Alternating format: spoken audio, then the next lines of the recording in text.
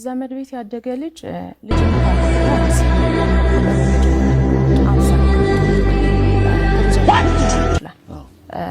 አብዛኛው ጊዜ ዘመድ ቤት ተጠግቶ ያደገ ልጅ እንደ ልጅም አይታይም።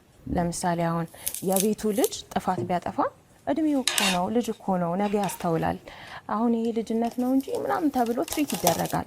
ጥፋት ቢያጠፋ ራሱ ግን ተጠግቶ የሚኖረው ልጅ በስማ የ40 ዓመት የምክር አገልግሎት ይሰጠዋል፣ ይሰደባል፣ ሊመታም ይችላል። የሱ ጥፋት ከልጅነት አንፃር አይታይም። ገባህ አይደለ? ዘመድ ቤት ስትኖር የራስ ፈቃድ የለህም። የነሱን ፈቃድ ነው የምትኖረው። አብዛኛው ጊዜ ስለበላህ ስለጠጣህና ትምህርት ቤት ሄደ ስለመጣህ ነው እንጂ ጫማ ማትቀይርበት ጊዜ አለ።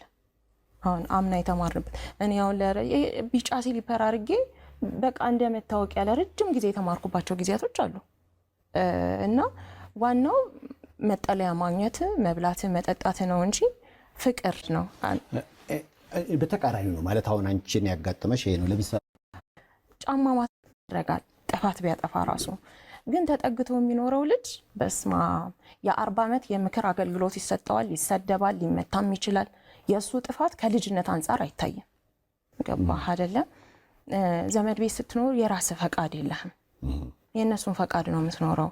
አብዛኛው ጊዜ ስለበላህ ስለጠጣህና ትምህርት ቤት ሄደ ስለመጣህ ነው እንጂ ጫማ ማትቀይርበት ጊዜ አለ።